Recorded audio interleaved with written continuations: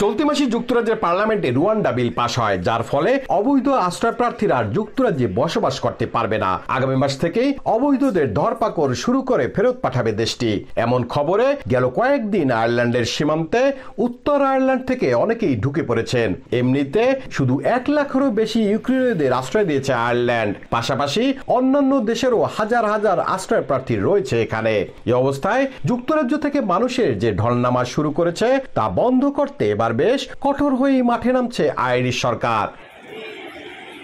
প্রধানমন্ত্রী Simon Harris বিচারমন্ত্রী Helen ম্যাকেন্টিকে আগামী সপ্তাহেই মন্ত্রিসভায় আশ্রয় প্রার্থীদের ফেরত পাঠানোর জন্য কঠোর আইন আনার জন্য বলেছেন, যে আইনে যুক্তরাজ্য থেকে আসা আশ্রয় প্রার্থীদের যুক্তরাজ্যেই ফেরত পাঠাবে আয়ারল্যান্ড। এক সমীক্ষায় দেখা গেছে গেল এক সপ্তাহে যত আশ্রয় প্রার্থী উত্তর আয়ারল্যান্ড থেকে রিপাবলিক আয়ারল্যান্ডে প্রবেশ করেছে তাদের 40% লন্ডনের নতুন আইনের কারণে।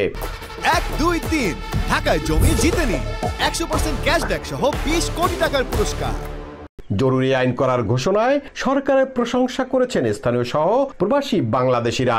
লন্ডন থেকে কোনো বাংলাদেশি আয়ারল্যান্ডে প্রবেশ করতে চাইলে তাদেরকেও সতর্ক থাকার পরামর্শ তাদের। যদি কোনো বাংলাদেশিরা ব্রিটেন থেকে আয়ারল্যান্ডে আসতে চান অবশ্যই এ ব্যাপারে চিন্তা ভাবনা করে আসবেন। আয়ারল্যান্ডের নাগরিকরা খুব খুশি, সেই সাথে আমরা যারা এখানে বসবাস করছি আমরাও আয়ারল্যান্ড সরকারের এই ডিসিশনে অনেক খুশি। গেল কয়েক বছরের হিসেবে আয়ারল্যান্ডে আশ্রয় প্রার্থী হিসেবে যারা ঢুকে পড়েছেন তাদের 80%ই এসেছে যুক্তরাজ্য থেকে। লন্ডন থেকে আশ্রয় প্রার্থীদের ঢল ঠেকাতে আয়ারল্যান্ড যে পদক্ষেপ নিয়েছে, এতে করে সহজ আশ্রয় প্রার্থী নীতি থেকে অনেকটাই সরে আসলো আয়ারল্যান্ড।